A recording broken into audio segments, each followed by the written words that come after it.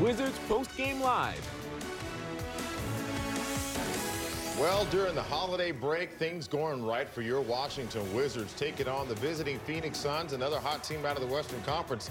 Final score is 127-102. You get 22 out of Kyle Kuzma, 24 out of the Unicorn, and Rui Hachimura decides to give you a 30-piece. Like you order up some chicken McNuggets. I like that. Shout out to these guys. 30-piece, yeah, if you're old enough to remember back when they used to give you more than 10 nuggets at a pop, you'd actually enjoy them. Wes Hall joined with Christy Winter-Scott after a big win. Christy, there's so much that we want to highlight. We can talk points in the paint. We can talk free throws. We can talk a lot of different stuff. We'll be joined by Chris, Drew, and Megan in a moment. Right. But I want your thoughts about what you saw in the last 48 minutes. It was all about the defense. Yeah. It was all about the defense for Washington. They were able to get the stops necessary. They dominated on the paint, and they did a great job offensively as well. Having over 60 points in the paint for Washington and keeping Phoenix to under 40 points in the paint, that was a big difference. And I thought with playing two big post players in there with Daniel Gafford and Kristaps Porzingis, that was a difference maker out of the gates. They got out to a great lead. The pace of play was dictated from their defense, but I thought that they were just very aggressive and assertive when they were attacking the painted area, whether that was in fast break situations or in the quarter court. All of their actions got them downhill. All of their actions got them to the rim. And I thought that opened up things. They also did a tremendous job making their free throws, shooting over 88% from the line and shooting 57% from the floor. I just thought that they were incredibly efficient, but it all started with how they came out with their attention to detail on the defensive end tonight. I love it, the defensive intensity. So that leads us to tonight's question about who do you, Wizards fan, think is the player of the game? You go to NBCSportsWashington.com/vote. I can already tell Christy I know who she wants, and I haven't even said it yet. But your options are right there. Gafford, Hachimura, Kuzma, and KP. Now, you can talk. Matter of fact, which one of the four do you want? I'll let you. Go ahead. Oh, man. Who you giving? The whole team. That's, you know. No, you got to pick one. I got to pick one. Okay. Commit. I'm going with Daniel Gafford because he set the table for the team, defensively getting those blocks, bringing that passion to the floor. I thought Daniel Gafford brought the energy necessary for the team to feed off of, and he was just dominating inside. He was finishing in the pick and roll situations. Monte Morris almost messed around and got a triple-double, so he was in the equation too with 8 assists for him. But those blocks, you know I love a great block. Three strong. He was in there. Listen, rent is due. And it's the first of the month. And like Drew said, the first of the month around the corner, but Daniel Gafford got to work in the paint. He stayed tough-minded. He was deliberate on both sides of the ball, and that's the attention that they needed in there. And they needed to have his presence in the paint, and he proved it. He was the one for that tonight. I'm trying to decide who I want to vote on. Yeah, who's your vote? See, I have to swing it over there. Here's who my vote is. My vote is for Chris and Drew to join us here on PostGame Live, so that way we can get their thoughts.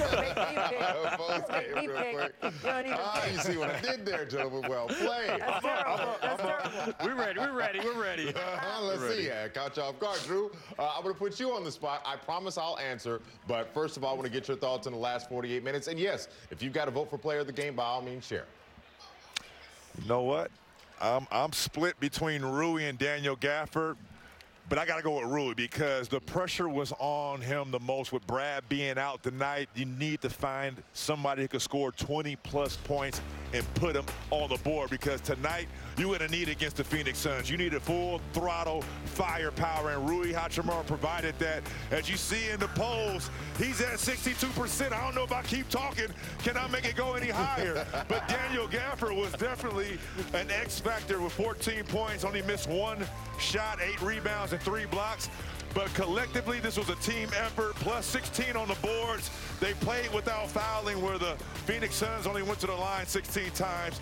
That's an all-out effort for both teams, for all players on the Wizards, and I got to love it. But Rui gets that game ball, I should say. And Dr. the fans, Miller, I think, are correct. They got it right. I think the play of the game was actually not a play. It was a challenge by Wes Unseld Jr. You remember Rui Hachimura was called for that offensive foul. Once they went back and looked at it, remember the Wizards were up only 1. After that, they went on a huge run. That was the difference in this ball game. And then when you look at what the Wizards did in the fourth quarter, outscoring the Phoenix Suns 34-18, balanced scoring. I agree with what everyone said here. but the play of the game was actually that challenge, because if they would have called that offensive foul on Rui Hachimura, Phoenix could have came right back down, took the lead. We might be talking about something else. So the play of the game for me goes to the coaching staff. You know what? I'm not mad at you for that, Chris. I'm going to try to. I'm going to tip the scale a little bit for you, Drew. There. So you got 22 out of Kuzma, 5 boards, 7 assists. All right, 7 assists out of Kyle. The Unicorn gives you 21, 7 boards. So everybody doing their job. But again, it comes back to who we all individually think is the player of the game. So my vote goes to Daniel Gafford. Hey! I can't even lie. Landlord son, Got him. He's fun to watch. You can't go wrong with any of these guys. Exactly. Actually. Like, it's a spoil of riches, Wizards fans. So make sure you vote at NBCSportsWashington.com/vote. But Drew, I want to come back to this one. The points in the paint. It's been an issue that we were trying to resolve because there were a few games ago, the numbers were not in our favor. But tonight, with Gaff, KP, and Kuz, it creates a problem for other teams, period, no matter who the matchup is on a night-to-night basis. Do you agree with that? Yeah, absolutely. I mean, that is the honey hole. And when you talk about fishing terms, if you need to get buckets, go to the paint, attack the hoop, attack the rim, and great things will happen, especially when you get teams in rotation. And I think the Wizards need to really watch film and start figuring out that we have the respect on the offensive end. Teams are doubling multiple guys. If it's Porzingis, Kuzma, Bradley Beal when he gets back, Rui Hachimura, you have to utilize that and simplify this offense, because I think it's something to look at, because every time I saw the Wizards come down patient and really surveyed the premises and saw what they had going offensively, they made the right play. And when they made the right play, good things happened. Guys, it's official. Rui Hachimura indeed had 30 points. It has been adjusted on the official box score, so we were all right. Well done, Paul Evans, my guy, per usual. You know what's interesting about this? You know, he's the man. We already know that. Baltimore stand-up. Let him know. Go ahead, Look, he gave me a thumbs up like that. You know what's interesting about paint points and just the size in which the Wizards are now deploying this lineup is when you go to Orlando in a couple of nights, they've got a big lineup. So guess what? They're going to be looking at film now these last couple of games going, okay, how do we match up now with Gafford, Porzingis, Kuzma? That's 6'10", 6'10", 7'3", and then now with DeLon Wright coming back. This is the exciting part of when you get a healthy roster and when it looks like how it's supposed to have looked, what, 2 months ago? Yeah. This is fun basketball right here, and paint points. Getting the free throws, as Christy said. Those little things that we were talking about, Christy, remember when we were in Chicago? We were like, the little things are killing the Wizards. That's right. They're doing those little things now. It's the reason why they have a 3-game winning streak. Hey, Drew, I got a scenario for you. So previously, earlier in the season, you look at a team like Milwaukee, and we know how Giannis Antetokounmpo is. And previously, he'd have to get to the paint, and he'd see KP. Well, now it looks like you're going to have to send him through 3 layers of guys that are 6'10" or higher with Kuz, KP, and Gaff. Is this can you dream of a better scenario defensively for the Wizards than to force a guy like that to have to walk through those 3 guys? I mean, look at the success the Boston Celtics have against the Milwaukee Bucks. They play a big lineup with Horford and Grant Williams. And out of any team in the East that I think, and I truly believe this, has Milwaukee's number, it's the Boston Celtics, and they play a big lineup. Wes, to your point, if you have Porzingis and Daniel Gafford on that first and second line defense, great things can happen. And one thing that I saw tonight that brought back memories of old school basketball, when Porzingis now stretches that floor and space out and shoots threes, you have another big to give you second chance opportunities on the glass in Daniel Gafford, and he is flourishing in that role. Guys, I'm excited about this win. This one's going to hang with me a little bit longer. Guys, hey, matter of fact, I want to bring in Megan McPeak to join the conversation as well. Christian Drew, thank you as always. Looking forward to Friday against the Orlando Magic. Let's see if we can get another dub and make it 5 out of 6. But Megan, I'm coming to you. I want to see if this is the first time we've ever seen Mickey Mouse and Drew Gooden in the same place. I'm just curious. I'm looking forward to that, actually. Drew. Shade. It ain't Halloween. It ain't Halloween, so it ain't him dressing up. So. I love the two of you. Cut me up at all times. Gentlemen, enjoy the rest of your night. Megan, let's talk basketball on this side. Promise I will not use any cartoon characters, but I do want to know about your impression on the flow of the way that this team got this game started. Although Phoenix had the first bucket, the Wizards had 19 consecutive perfect points to start the night. Yeah, I think, I'm looking at the box score here, and for the very first time in a very long time, everyone with the exception of one player is a positive in the plus-minus. But can we talk about the fact Kyle Kuzma was a plus 34 in this game? And it wasn't just the scoring. Like, every moment he was on the floor, it was a successful playmaking situation for the Wizards. But for me, it was the defensive end, because they allowed the Phoenix Suns to get what they wanted in certain situations. But instead of just, laying down, rolling over, and saying, whatever, we'll get it another night, they fought back and they adjusted. They made adjustments, not only at halftime, they also made adjustments on the fly, in timeouts. You could see that there was conversations happening during the timeouts. It wasn't just the coaching staff talking to them. It was the players talking to each other. It was everybody talking to one another and making sure everybody knew what the rotation had to be. So for me, it started on the defensive end, which allowed them to have those 19 uncontested points. It's all about teamwork. We talk about it, whether it be on defense or offense. This is what it's all about. If the Wizards want to win night in and night out, you got to do it as a complete unit. Megan McPeak, we appreciate it. Don't move, because right now, Wizards fans, we're going to hear Coach Wes Unseld Jr. at the post-game podium after another Wizards win at home. Great performance. I mean, it's limited, and right now it is what it is, but he makes the most of those minutes, impacts the game right away. His defensive ability, size, athleticism, he's got just great feel and timing, and he just comes away with deflections, finds a way to get to those loose balls, and, as we've talked about it, those are momentum plays. He single-handedly, in my opinion, kind of changed that stretch, which gave us, pushed the distance for us. I know he obviously is. I was reprimanded the other day. Is in a group that starts quarters. But what do you like about him in the second unit, particularly? Well, it kind of changes the complexion of how we play. I think Monte's been really good defensively. Obviously he doesn't get the same attention because he doesn't get the deflections and so forth, so on. But he uses his body, uses his size. He knows that there might be some physical limitations, but he's always in the right spot. So at least it gives him a chance to make the right play. I think with DeLon, it just changes things. His versatility, be able to switch, and there's no deficit. He can chase down rebounds, play in crowds and go get the ball. So it's a little different feel, but, I think having that balance, to be able to play different styles, I think is great. This was one of the best scoring nights of Rui's career. What type of impact did he make tonight? Oh, it was huge. I mean, I think right away his level of aggression, you could tell.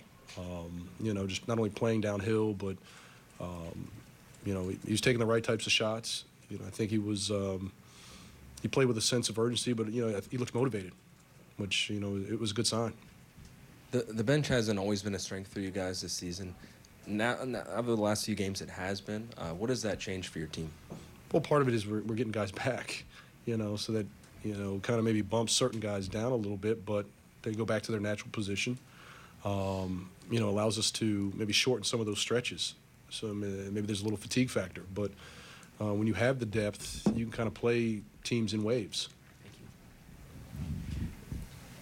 Are you inclined to stick with the two big lineup to begin games, or will the upcoming opponents have to begin a game with two bigs? No, I think when, we talked about this the other day, I like to give it at least a 5-game sample, just to give it a look and see, are there any holes in what we're trying to do? How does it affect not only the group, but also those individuals in their own little space? It's tough to say, hey, after 1 or 2 games, did it work? Well, we won the game, so you could argue it did, but is it something that we can kind of lean in on? And, we'll give it another 3 games for sure. But right now I like it. Guys are trying to figure out, a little different as far as who's involved in certain actions. Different guys might be in different spots, but I think they're starting to pick it up. We don't want to assume anything, so we'll ask, who won the Defensive Player of the Game belt tonight? It's a long shot here, but DeLon. Okay. In that moment with that coach's challenge that you used, what are you looking at and also to make your decision? And also, did you have a sense that that moment could be as pivotal as it sort of turned out to be? Usually I'm more hesitant to use it, until late in the game, but I felt like that was a momentum stretch there. I trust my guys. We got one guy who's always on the computer. He gets a quick look at it. I really have no idea outside of just seeing it in live action. And if I'm pretty certain, I'll just call it. If I'm not certain, I look and turn. I trust that they've had an opportunity to look at it. And if he says challenge it, I challenge it. With the big lineup, with KP would normally be in a lot of drop coverage, he has to do more stuff now. As you, I mean, no, it's early, but do you think that's less physically taxing on him defensively than maybe banging with Embiid for 40 minutes would be? Certain nights, yeah. You know, it's you have the guys like Ayton, Embiid, Jokic. You know, it's you can cross match him. Maybe it does give him a little bit of break. You try to hide him a little bit on a guy that you can play coverage on, and you're not worried about him picking and popping. You know, so he can stay out of rotations, so to speak. You know, certain nights, it is what it is. You're gonna have two guys out there that you know what you got to guard, and they're gonna put you in tough situations, and we have to figure that out. But it's basically you're weighing the good versus the bad, and right now I think it's a little bit more good. Coach, what'd you make of Gafford's night? Seemed really active on the glass early on. Yeah, his energy was great. You know, for a second night of a back-to-back to come out and play another guy that you're gonna have to bang with, you know, and you know, meet force with force. I thought he showed his athleticism, protected the rim, blocked shots, gave us life with those second chance opportunities. That's how it has to be. You know, I think it's a way for him to play to his strength, and he can impact it without running a single play for him. You know, ATOs will get him some lobs, and I think he's kind of leaning in on that. You know, that style of play, his activity, play to his physical gifts, he can impact winning. And Post-game press conference, Wizards now with their 15th win on the season. Let's get to some coach speak. Megan McPeak, coming to you first. Anything that coach said that stood out to you just then?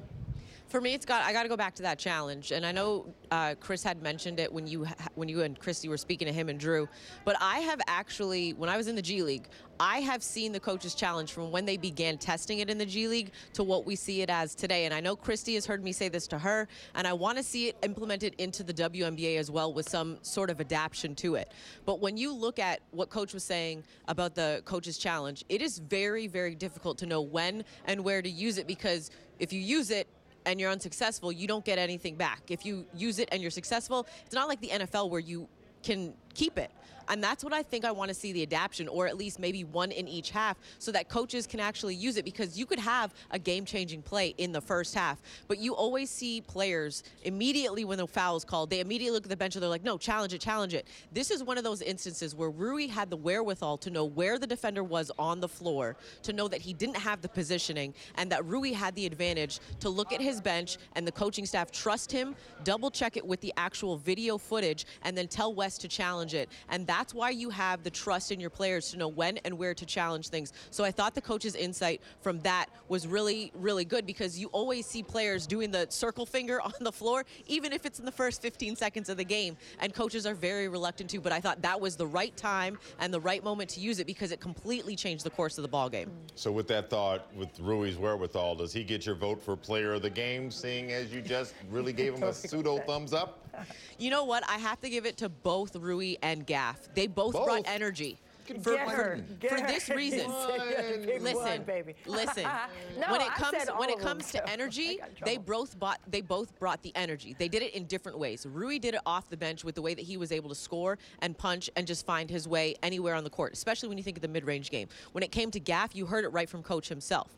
The way he brought the energy in the game and was able to solidify second chance opportunities. He did this on the second night of a back-to-back after dealing with Joel Embiid, holding him in the fourth quarter, frustrating him with 5 fouls nonetheless, and then do it on the second night of a back-to-back with DeAndre Ayton, who you saw a week ago, who is a very athletic player, especially in the pick and roll. And at the end of the day, you've got to give it to both of them. They both brought something to this game that the game needed at exact moments. I got to give it to both of them. You can't pick in this one. It's too hard. We're treating it like a national election. You get 1 vote, and since Rui's got 60%, I'm going to take your vote and add it to mine and make it Daniel Gafford. Woohoo to the landlord. See how that works? That's what's called leaning on the scales of justice over here. Coming up on the other side, Corey Kispert, mic'd up all night, and we're jumping in the film room with Christy Winter-Scott. 2 things you can't afford to miss. Post-game live. Back in a moment. Let's go.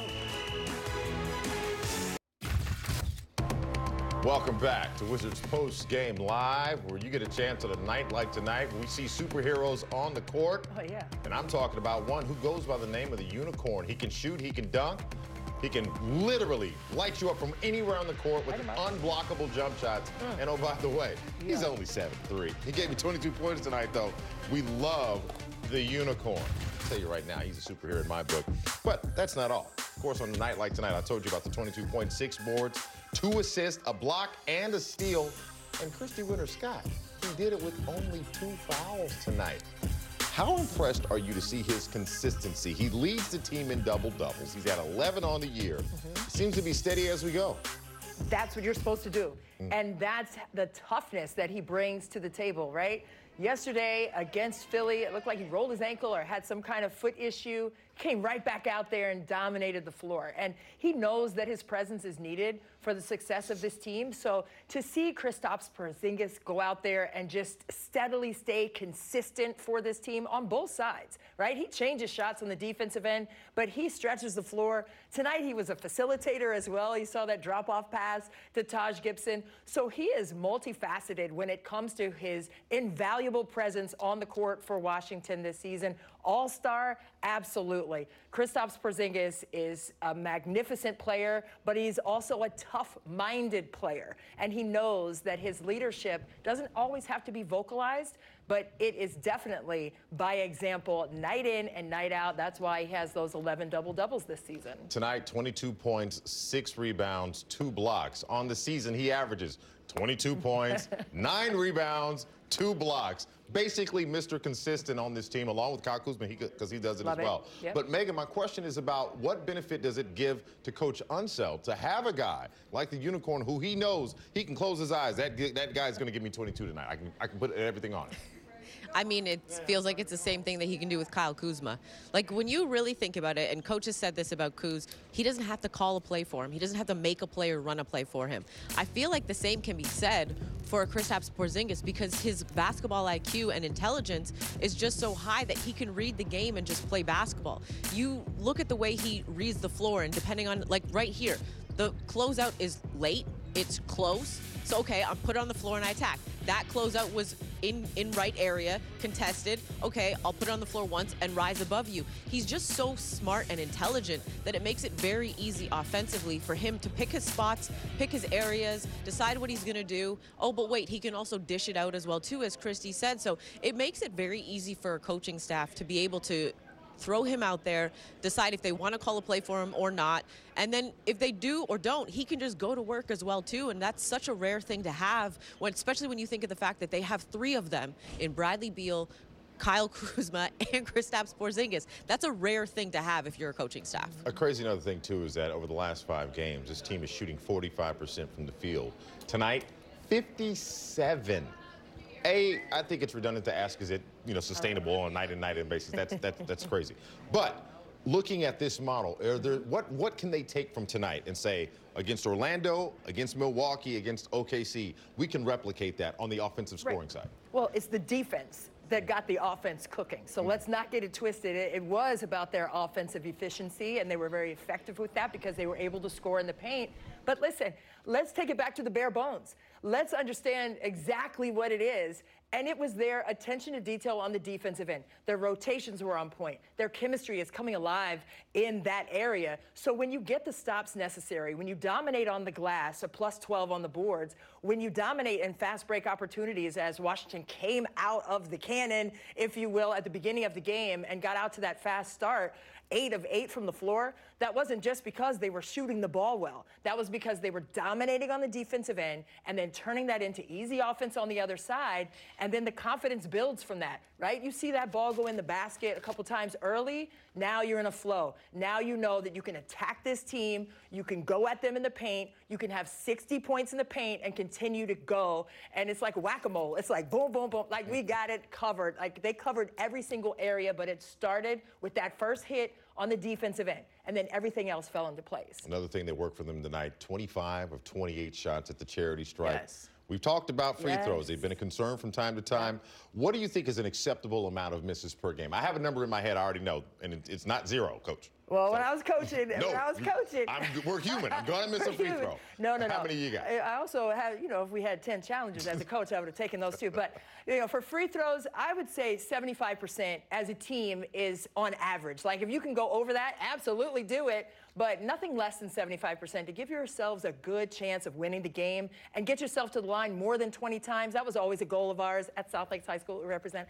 But we always had that as a goal, to have at least 20 attempts. That means you're attacking the basket. That means you're drawing contact. That means you're hard to guard in pick and roll situations and pick and slips and pops and goal situations on pick and roll actions. But when you have 25 of 28 from the free throw line, you know that you are focused. I mean, you shoot how many free throws at practice? You shoot a million free throws. Minimum. So make it work in the game, too, and Washington did that tonight. Well, I'm glad to see that they got it done. But you know what? We have a treat for Wizards fans, because as promised, we're going to be joined by somebody on postgame. I think I shall reveal that moment now. Yeah. We're dishing out assists here. It's point guard to point guard right now. Point guard love Point over guard here. to point guard. What's going on? Megan and Monte Morris joining us. Of course, they had a great game. 12 points, 6 boards, 8 dimes. Yeah. Knocking on a triple-double doorstep. I'm not mad at that. Almost messed around and got one. Hey, let's get it. Love the coat, but Megan, the floor is yours. Yeah, Wes, to the coat, we were literally just talking about this. He said he saves it for a rainy day. It's a rainy day. Today is apparently a rainy day. But Monte, just talk about the fact, because obviously DeLon comes back. The way that the two of you run the offense, it's very, very seldom that we see you guys turn the ball over. Just talk about the fact and how it is that you guys are able to preserve possessions, keep the ball in your hands, and make something happen without turning the ball over. I mean, I think, we veteran point guards. We done played different roles. The Lions played a lot of roles, played on different teams than me. I coming from a situation where I was a starter and I was a backup, not playing and watching the game from other way. So I've always prided myself on getting us the offense, and DeLon prided himself on that too. So once he back, he get out there and on defense and everything. But it just give a different dynamic to the team. And I bring what I bring, and he bring what he bring, and we doing some good things. I'm happy he's back and everybody getting healthy. And we are a dangerous team, as you can see, once we play together. Tonight, obviously, you're going against one of the best point guards the league has seen in Chris Paul. And as a younger player, if you will, compared to Chris Paul, because you are a veteran, talk about, when you go up against these guys, is it that you want to prove something, or is it that you want to show what you can do? What is the mindset going up against those type of point guards? I mean, me and Chris, I've been going to Chris Paul camp since I was in high school. Then in college, he kind of brought me to the side and then told me I was going to be a good point guard. And then my first 3 years in the NBA, I attended his camp. So me and him talk a lot. When I play him, I got to get up for him because he know my game and I know his. So it's always a battle. I always mimic his game growing up, so just to go up against him, and I got so much respect for him, and he'll tell you the same he got for me. So it's fun. I can get up for this game. I wish we played 82 games because I know I could get up with Chris Paul. So, but it was fun. I have to ask about your journey throughout your pro career, because if people don't really know, you actually got your start in the G League. You had a stint in the G League. I actually remember when you were playing with the Rio Grande Valley Vipers, with JB on the coaching staff, and now to see where you've progressed, obviously joining the Nuggets and your consistency there, and now with the Wizards. Just talk about the journey of what you've been through, because not a lot of people realize the G League can be a path to the NBA. For me, I went 51st pick. I was drafted with Jameer Nelson, Emmanuel Mudiay, and Jamal Murray, so I was the 4th point guard on the depth chart. They told me I probably won't play my first year. I signed people don't know I signed the 2-year two-way, which is unheard of. Most people do 1 year, but I just wanted to get my foot in the door, kind of learn the ropes, and then take off. And it kind of played out that way. We ended up trading Emmanuel and waving Jameer, and then Jamal kind of took over that starting role. And that second year after my G League, they voided my contract and signed me to a 3-year deal. And then I was a backup, and I took off running from there, and I was able to play good backup minutes, average double figures, and get people attention. Struggled a little bit in the playoffs, and then, Jamal ended up getting hurt, and they put their onus on me to take off and start. And that was my best year. and just showing the world I was able to do that. So my journey has been a tough one, you know, not even playing my first year. They say I played in 3 games, but it was a total of like 19 minutes, so that's not playing. So I just, you know, always put God first, thank God, and just try to have somebody look at my story and view my story as an undersized guard in this day and age. You know, they call me small. I'm the tallest person back home besides Coos probably, but yeah, you can take my journey and do something with it. You know, you just got to keep putting God first and keep working hard. So Christy has a question for you in the studio.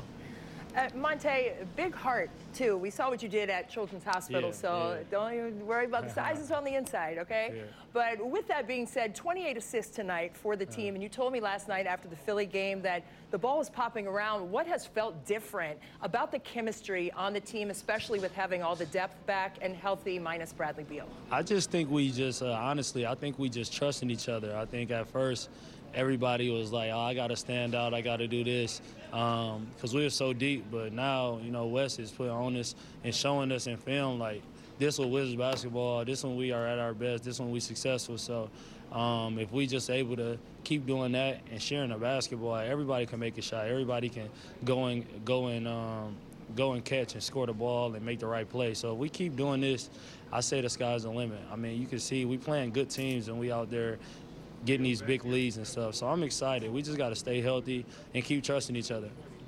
Tay, you say sky's the limit. I think Notorious B.I.G. double album, 112.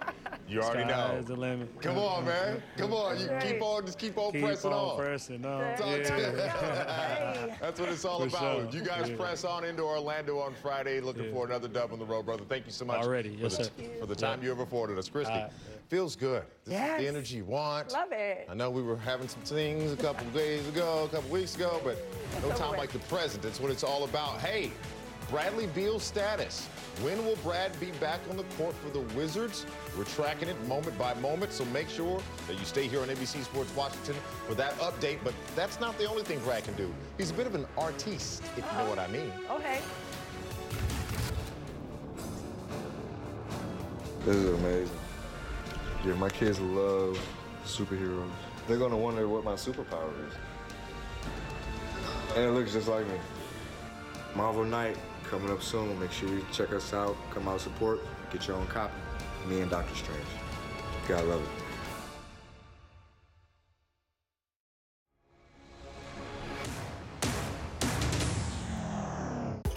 it. NBC Sports Washington, your home of the Wizards. Hey, Wizards fans, you feeling good? I am, because guess what? Tomorrow I got plans. Because the day after the Wizards score 115 or more points, you can get 50% off regular menu price pizzas at papajohns.com using the code WIZ50. Makes you feel good inside. I'm a hungry man. I tend to think about food 24 hours a day. Ask my wife about it. But anyway, let's move on before I start talking about even more things tonight. Besides what I need to talk about right now, which is our bowl prediction recap. Looking back, brought to you by Greenberg and Betterman. Remember, go to gblawyers.com and feel better. DeLon Wright was the prediction for tonight. 4 or more steals versus the Suns. He had 3. Why does he had 3. Why does it say so He close? had 3 at 4. Earlier tonight, he had 4. I saw 4, and then they adjusted the books, and that is what it is. Yeah. But you know what else happened tonight? We had the fortune, and I mean the absolute pleasure, of listening to Corey Kispert in his pregame ritual, and he actually kept the mic on for the entire game. So, Corey, shout out to you for being a team player on our end. Here he is, mic'd up, your Corey Kispert. Right leg, check. I care for you. Take you out to dinner, do nice things for you. Scoring the hoop for me. Nice. Season of giving. There's one. Oh yeah, come on. Yes. Oh yeah. Let's go. Oh. What up, Jack? You good? Yep. Rock it. I'm here. Tough moves, KP. Hey! That's a real pro right there. All right, Kuz. Depending on what you read, if you pop out to the corner, that's fine, but also screen in the rotation. Yeah. Where you at, D, right? Paul? ACP? Yeah! Ooh, tough. Tight curl. Better finish up, boy. Better finish up. Oh. Beat it up! No! Rim Coos! Jordy! Why are we changing the play, man? Just run the play. I'm there. Angle. Low. Step. I got it. I got Lee. KP right here. No. That's on me. Yeah. I'm saying stay, and then he comes in for a ball screen. I just try to keep it there. You know what I'm saying?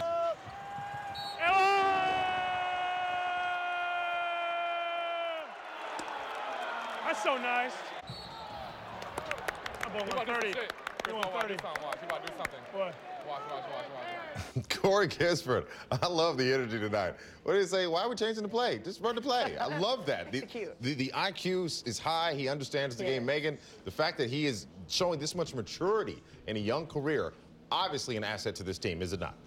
Without question. And when you look at the way he's been playing, and I know, stats-wise, it's not completely jumping off the page at you, but defenses still have to account for him on the floor because he has the threat of scoring the ball, whether it's his three-point shot or the way that he moves off the ball. And you've heard Chris and Drew talk about it throughout different broadcasts, and Corey's saying that when he was at Gonzaga, obviously playing with Rui and playing behind Rui, he had to figure out what his impact was. So he learned and figured out that if I cut and move off the ball, I can get 6 to 8 points easily in that type of movement. So the fact that you have him on the floor and the stats don't jump off the page at you right now, you still have to equate for him when you're the defense looking at him, because he can easily catch fire. We saw it on the road in Utah. He can catch fire, very easily and very quickly if the defense does not equate for him when he's out there. Christy, what's the most dangerous part of Kispert's game? You can only pick one part of it. Oh, first of all, I'm going to say his off-ball movement. Like, he is always relocating, getting his feet set for his shots.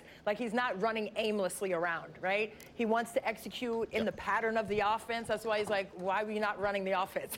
So he's a pattern player. So off the ball, he wants to feel comfortable. He wants to feel in rhythm. So when he catches it, he's in his shooting pocket. He can let those threes go and get the job done. So, yeah, off-ball movement. But I would love to play with Corey because of the way he talks like that. You want to have communicators on the floor. Communicate. Talk to me. We help each other out. That's what it's all about. But ladies, you know what? I'm enjoying a day like today because I got my comic book here. See Bradley Beal on the cover of this. Oh, this is absolutely awesome. On there. While I'm looking inside enjoying it, how about taking a behind-the-scenes look at how it was created and some young artists getting some inspiration with Mr. Beal. How you doing? I'm Brian. Brian Bradley. Nice to meet you. You guys want to draw today? Yeah, you want to learn how to draw Black Panther? You know what I do all day? Your dad plays basketball. I draw superheroes. Ooh. So I'm going to draw today. We want to see if Daddy can draw a little bit. What I do is I work for Marvel. I work for Marvel Entertainment, and now I work with professional sports. So we're excited to be doing a Marvel Superhero Day with the Washington Wizards. So the first thing we're going to do is we're going to draw a circle. Perfect. And so depending on the kind of character, if you're drawing a character like the Hulk, he's got a big, thick chin. Black Panther's kind of in the middle. He's not super big like Hulk, but he's got a kind of a nice superhero squared off chin. All right, so now we're gonna do that necklace. So you draw a big swooping line all the way across. All right, so now we're gonna do all those spikes that go around his necklace. This is the fun part. So we're just gonna draw one big triangle right in the middle, right there. And then we're gonna draw 3 smaller ones. Let's see who's the professional. Had a ton of fun today. Black Panther, not bad for my first time in like 3 years. More to come. Shout out to Bradley Beal, getting some love, showing people how it's done. I'll share my drawing later. Final score tonight, 127-102. Wizards get the 15th win on their season. Rui having 30 points on the night, along with the Unicorn giving you 22. On the other side, Film Room coming up. NBC Sports Washington. Score! Your home of the Capitals. Welcome back to PostGame Live. Hey, let's take a look at our FanDuel best bets of the night. We make every moment more. Daniel Gafford, over 7.5 points tonight, was plus 225. A $10 bet would have won you $22.50. The Unicorn scoring 20 or more points. I could have told you that one. Plus 175, a $10 bet, wins you $17.50. Well played. Those are our best bets from tonight. Brought to you by FanDuel, where we make every moment more. Let's get into the film room, Christy. I've been waiting all night long. So you open the door, I'm walking in. Let's go. Film room work. Monte Morris right here with one of his 8 assists. No turnovers for Morris. Kristaps Porzingis with the long strides, finishes up top in the upper room for the two-hand slam. That's how the Wizards got out of the gates. But look at the great spacing. Look, Kristaps Porzingis being a facilitator on this one. 3 levels of defense. Doesn't matter. He's 7'3". He can see over that. The drop-off pass to Olden Ready. Taj Gibson for the deuce on the reversal. You love to see it. Right here, DeLon Wright sends it up top to Kyle Kuzma. And now this reverse angle, you're going to see Rui Hachimura slip behind the back line of the defense, takes it up strong for 2 of his 30 huge points tonight on 11 of 13 shooting, no less. Rui Hachimura was balling out, but I thought the spacing and the 28 assists, that was the star of the game for me. What makes Rui so dangerous is the mid-range. Like, they live in the 2 area, 2 space, nail, elbow, and of course in the paint, which leads me to this, Megan McPeak. When a team does what the Wizards did tonight and have 60 points in the paint tonight, it's kind of like saying, if it ain't broke, don't fix it. Let's do it again in Orlando, yay? Yeah, and I mean, it makes it difficult for defenses to defend them because when you have 2 or 3 guys just living within a small space and small confines, it can be very, frustrating because you think that in that small area that you've got 2 or 3 guys that can defend those guys, but the way that the Wizards do it is so interesting because you do it with a Daniel Gafford and a Kristaps Porzingis, and then you maybe put them in like the big-to-big pick-and-roll situation. And what do? Do you pick your poison and roll with Gaff and defend him? Okay, well then KP's going to stretch out and pop out and hit the 3. So when you look at the way that they can get points in the paint, especially for me, on second chance opportunities, the way that Gafford rebounded the ball tonight and gave them second chance opportunities, that is very lethal because you now have to also account for guys attacking the paint, but you also have to account for the fact that Daniel Gafford and Taj Gibson are going to crash the glass offensively. Oh, but guess what? So is Rui Hachimura. So now you have to equate for the points in the paint that way. It's a very difficult thing for opposing teams to have to deal with, and I'm just glad that it's not Coach Unseld having to do it. Christy, the Wizards were plus 22 in points in the paint in the first half. I'm willing to think that it might be influenced by the fact that you had such big guys down inside early. Should they rinse and repeat that? Absolutely. Keep the big lineup in there, but also continue to attack the paint, everybody else, right? It's not just because they had the 2 post players in there. It was because they were intentional and deliberate at getting the ball to the rim and finishing in there. 57% from the floor for Washington. That's because they were taking high percentage shots. That's because when they didn't have those drives, they were able to kick it out and knock in 3s. So I thought it was a good balanced offense, but 60 paint points, yes, rinse and repeat that, but not just the post players. Everybody else come along to the party you're invited to. Let's go. Everybody can come. Well, you know what? You know what I want everybody to come with? I want everybody to come along for Friday because, we got a bunch of stuff coming up for you, and that includes the game against Orlando. But tonight, I want to remind everybody that new customers get a no-sweat first bet up to $1,000 back in free bets. So make sure you download the FanDuel app right now. Make sure you participate. But I got Kyle Kuzma in the postgame locker room. Hey, I mean, it's real easy. I feel like I can play with anybody. I just understand, like, for him, he's a scorer. He has a scoring mentality, and just trying to make it a little bit easier. And especially for me, I know if I'm passing to him, he ain't passing it. He's gonna shoot the ball. So,